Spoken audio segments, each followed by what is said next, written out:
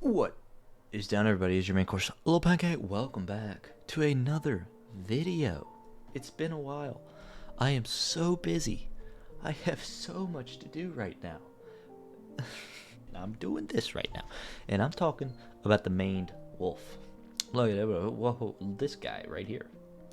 Those were all perfectly enunciated English words that I said just then. So, scientific name, Chrysoscion brachyurus. Yeah, I mean you can figure out how to pronounce it yourself.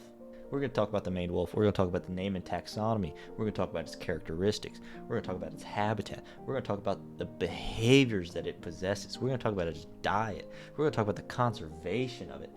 And I'm feeling good. I feel, we're past Halloween. Some people are going to move into Christmas mode, some Thanksgiving. Either way, it's the season of giving, Feeling nice. I'm going to give some fun facts at the end. Because that's just the way I'm feeling. What can I say? I'm just the nicest person in the world. What can I say? Most humble, too. So we're going to get started with the name and taxonomy of this maned wolf. It's a canine. That's not where the name should be. That's still a fact that is pertinent. It is a canine. The original scientific name of this canine was Canis brachyurus. The Canis genus, that's what I'm pretty sure that's what foxes are in. I think wolves might be in that genus too. Maybe. It was decided that they were not closely related enough, and they changed the genus to Chrysoscion in 1839. So this is a long time ago. This is an old guy right here. So like I said, the Chrysoscion, the only species oh my gosh. It's the only species in that genus. The genus name, I've said it enough times. It means golden dog, which, it kind of makes sense a little bit, I guess. The common name, maned wolf, comes from, get this, it's mane. You didn't see that coming, did you? So its mane is kind of that like little black splotch. It's not really a mane, but it kind of is. One of the names that it goes by locally is Aguara guasu, which means large fox, but it is not related to a fox, really at all. It's not closely related to a fox. It is closely related to the Falkland Island wolf, and its closest relative is the bush dog. This guy. Look at that guy. That's crazy. It is predicted to be the only species of large candid in South America that survived the Pleistocene extinction. I have probably mispronounced so many things in the first 5 minutes of this recording. So that's its name and its little bit of its taxonomy. The taxonomy goes a little deeper, but we got a long one ahead of us. We gotta kind of maintain a pace. You know what I mean? I don't want to bore you with facts and knowledge. Characteristics. How are we characterizing this guy? It's a canine. I'm going to repeat that because I repeated that in my notes for some reason. Size-wise, pretty large. On average, 44 to 66 pounds is your average adult weight, which is, that's fairly decent size. Their average height to the shoulder area is about 43 inches, which 43 inches doesn't sound like much, but that's like 3.5 feet, roughly.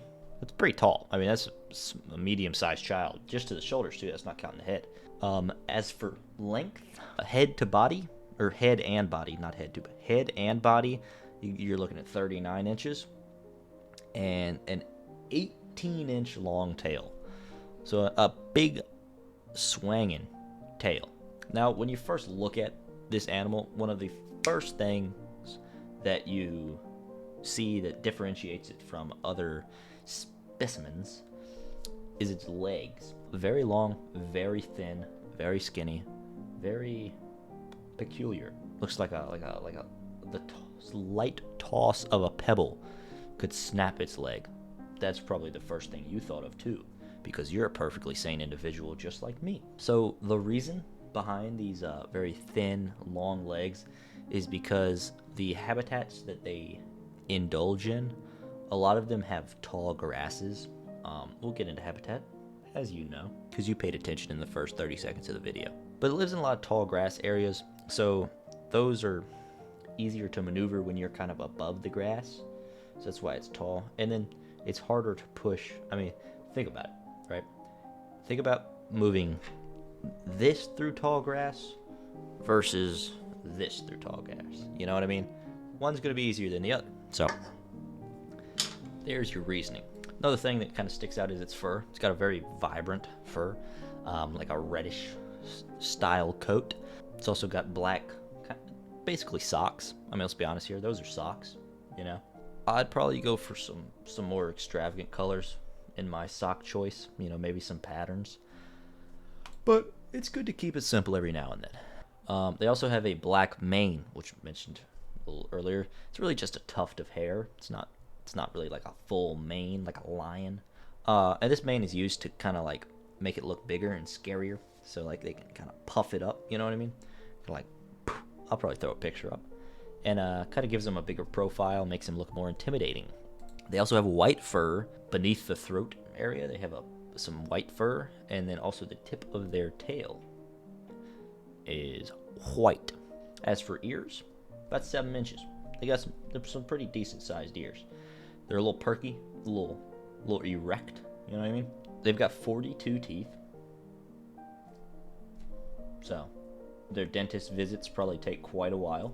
And another interesting factoid about their characteristics is they got little tiny feet, which is, you know, looking back, pretty intuitive that they would.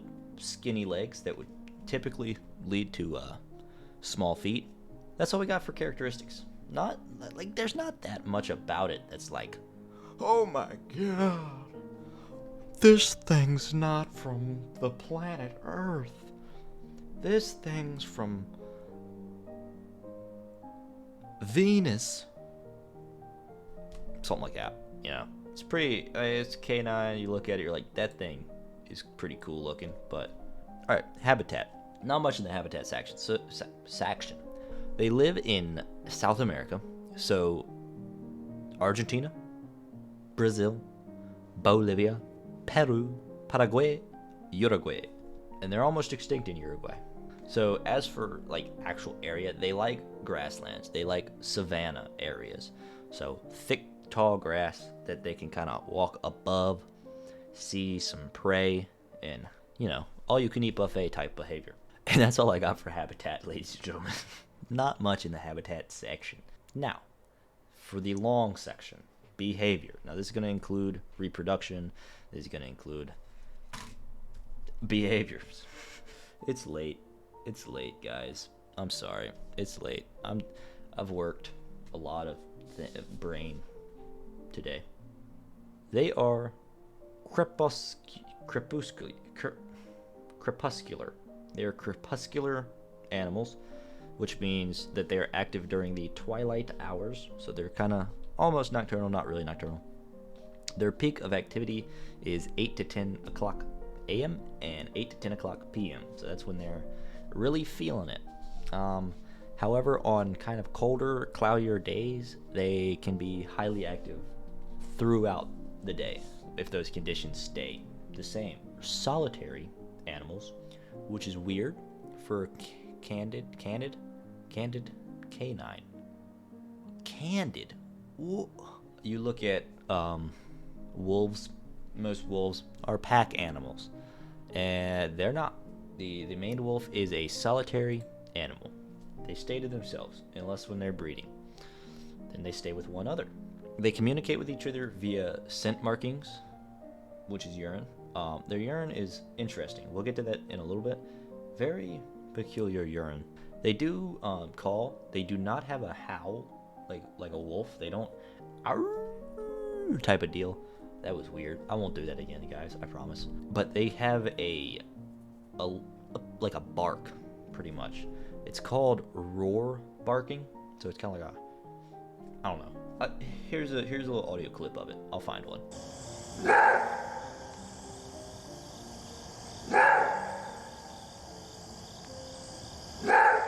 They can also growl. So that's good. That's good. They can growl. As I mentioned, they don't form packs, so obviously they hunt alone. How they hunt is by scouring the grass, scouring the fields, looking for their next victim. So something to do when they're hunting, kind of like smaller prey or something like that. They'll tap their feet on the ground in front of them to kind of push the prey out, make them move. So like if you got a little rabbit hiding in the thick grass, the maned wolf will just tap tap tap tap tap tap tap tap tap tap until the rabbit runs, and then it's gonna bounce on him and get him, shake him all around, and then have dinner. It's pretty much how you have dinner whenever you go to Chick-fil-A. That's what happens in the back in the kitchen. So they do sometimes dig for prey. If the prey is in a burrow, they will get down and dirty with it. You know what I mean? They will start digging. As for mating, they are monogamous. So they find one and they stick with that one. They tend to have a territory up to 12 square miles, which is a lot of miles. That's a lot of area for two little maned wolves to withhold. But you know, they're responsible adults. They can handle property. Mating season lasts from November to April, so it's pretty long mating season. Gestation is 60 to 65 days, so about 2 months on average. 2 to 6 pups per litter, and the pups are black. The pups are black. They come out with just black fur. They become red. They get that red coloration after about 10 weeks. When they first are born, they weigh about 16 ounces, about 1 pound. 1 pound packet of burger. I've made that comparison before. It's a good comparison, and I won't let you tell me otherwise. Pups rely on their parents for about 1 year before they go off on their own and are declared to be fully grown.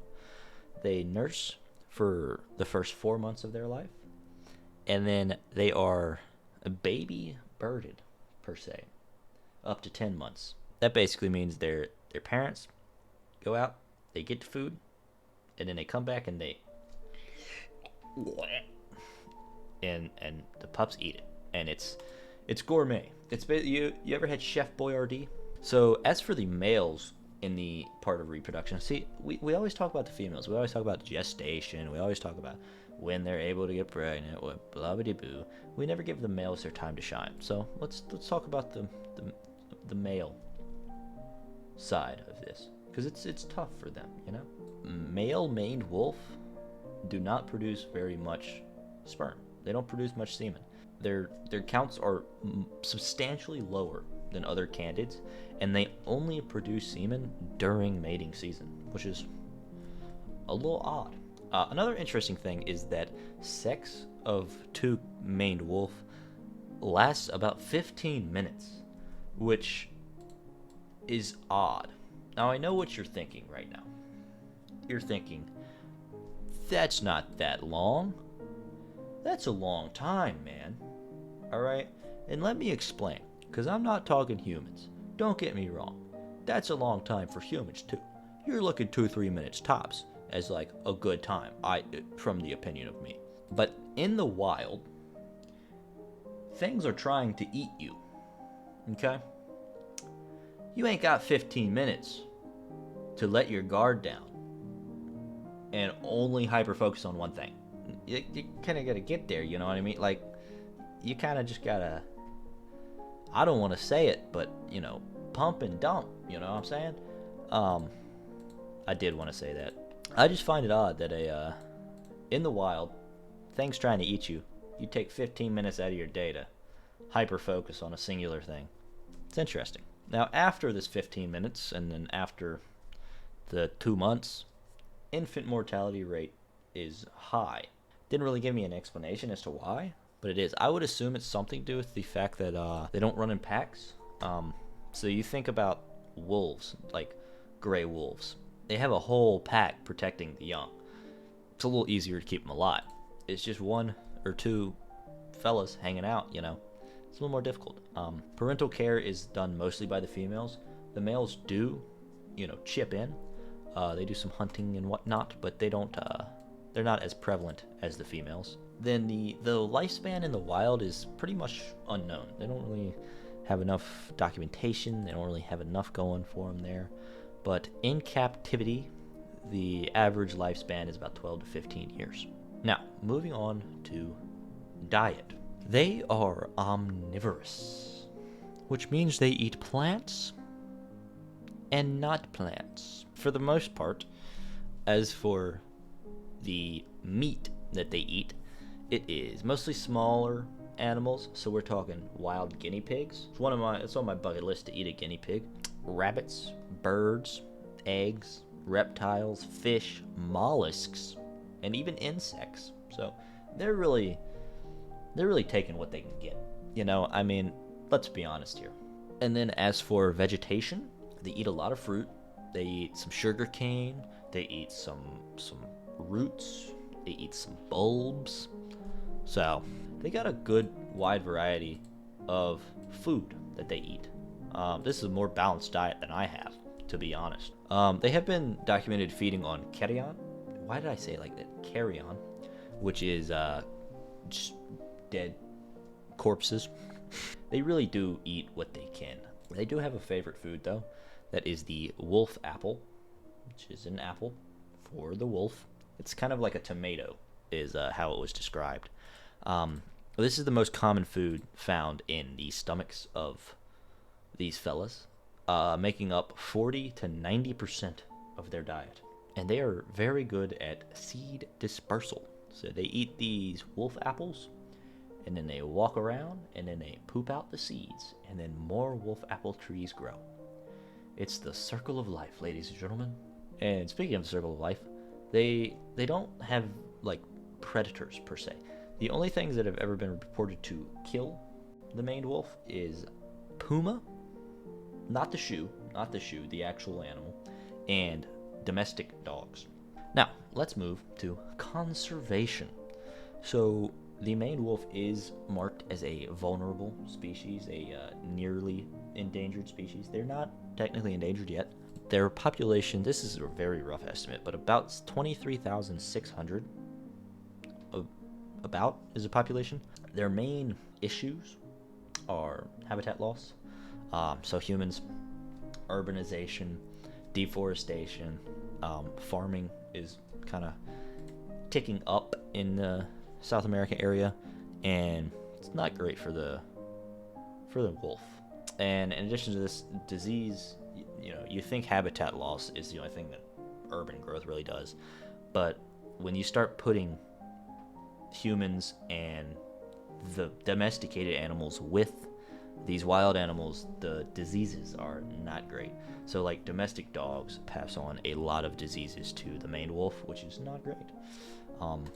But hunting is not allowed of the maned wolf. So put your killing machines away and kill something else. Yep. All right, now let's move on to some fun facts. All right. So this was really interesting to me. In 2011, a maned wolf was hit with a truck, and it underwent stem cell treatment at Zoo Brasilia. And this was the first case of stem cells being used to treat a wild animal, which is wild to me. Like stem cells, I thought were new for humans, and they're treating maned wolf with them. They're over here working on the wolves with it. That's crazy. Did the wolf consent to that? That's my question. I mean, what if the wolf had enough? What if they were like, you know what, I'm ready. It's my time to go. And what did we do? We saved it. Gosh. Another thing that's kind of funny. This is more of a comical thing than a cool thing. I guess it's cool. But their pee smells like weed. Smells like marijuana.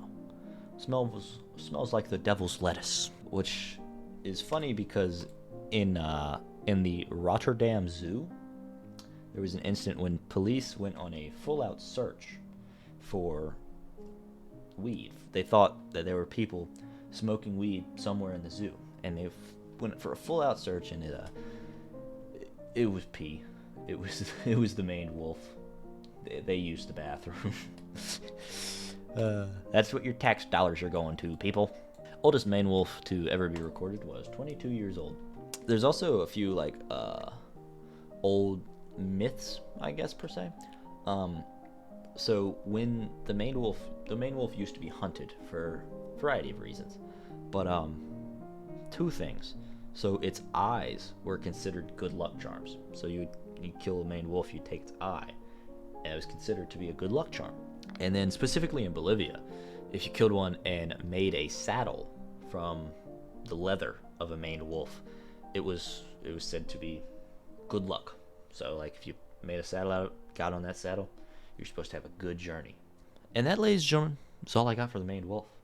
A very cool wolf with a lot of unique characteristics that you don't really see from the surface. You know, you don't really look at this guy and go, that guy is goofy. That was the first wild animal to receive stem cell treatment. You don't think of that, but it's true. Now you know all about the maned wolf. Sources in the description, as per usual. That's all I got for you today, ladies and gentlemen. I hope you all enjoyed this. Make sure to smash a like. Make sure to subscribe. Make sure to have a very good day today and tomorrow. Have a good day tomorrow too. You know, people need to focus on having good days. You know, people focus too much on having productive days and not enough on good days. You know what I mean? Anyway, yeah, have a good day. You're doing great. You're doing a good job. Keep up the good work. And I will see all y'all later.